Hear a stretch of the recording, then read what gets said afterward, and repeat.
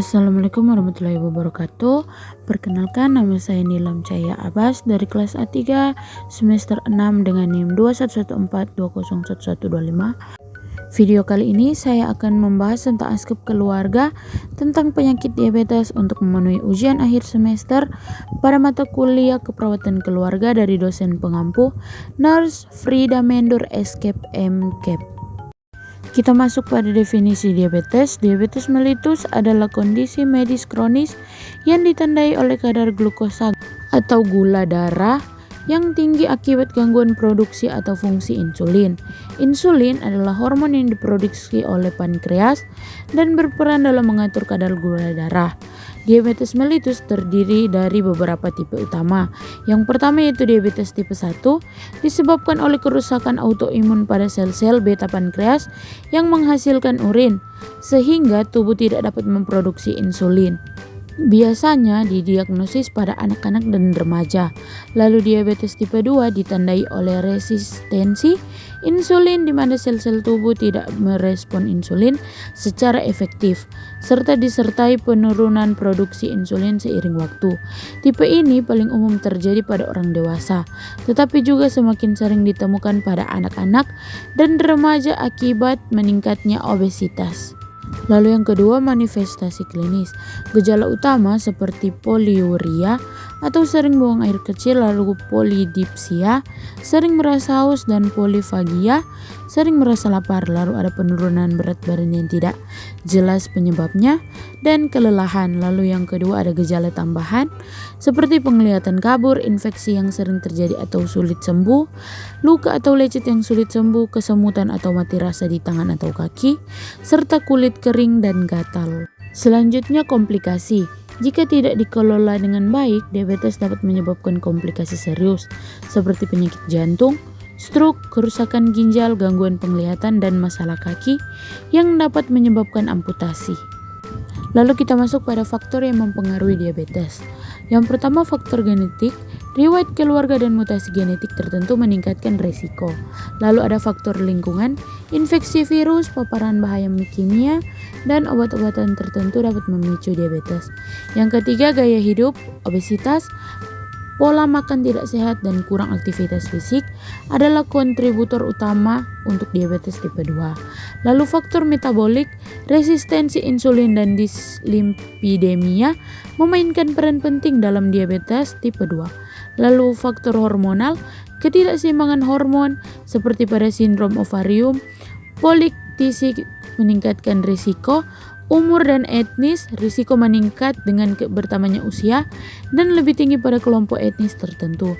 Lalu kondisi medis lain seperti hipertensi dan penyakit jantung terkait erat dengan risiko diabetes tipe 2. Lalu ada faktor psikologis, stres kronis, dan kondisi kesehatan mental seperti depresi dapat berkontribusi pada risiko. Kita masuk pada proses pengkajian diabetes. Yang pertama ada pengkajian. Pengkajian adalah tahap awal dari proses keperawatan di mana seorang perawat mulai mengumpulkan informasi tentang keluarga yang dibinanya.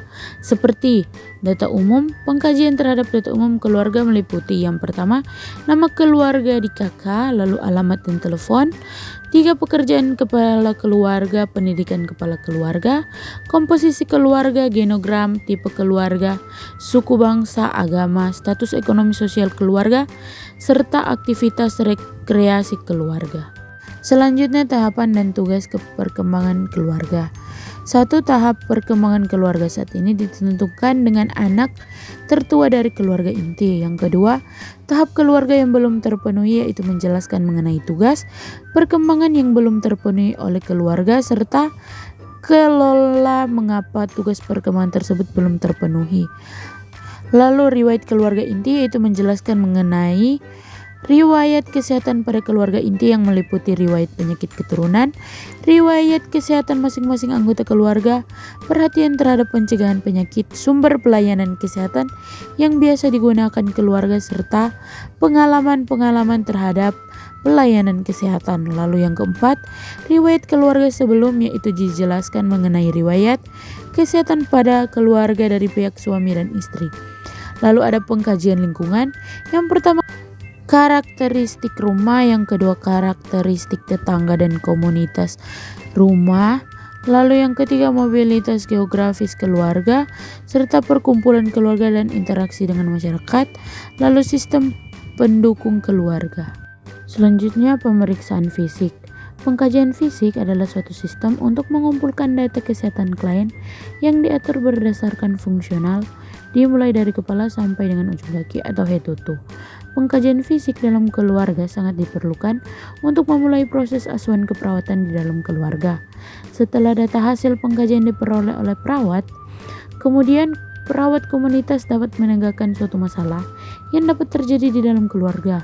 Kemudian dapat dianalisis dan diberikan intervensi sesuai fenomena yang terjadi di dalam keluarga. Teknik yang dilakukan dalam pemeriksaan fisik adalah inspeksi, palpasi, perkusi, dan auskultasi. Lalu ada struktur keluarga. Yang pertama, pola komunikasi keluarga, yaitu menjelaskan mengenai cara berkomunikasi antar anggota keluarga. Yang kedua, struktur kekuatan keluarga, yaitu kemampuan anggota keluarga mengendalikan dan mempengaruhi orang lain untuk merubah perilaku.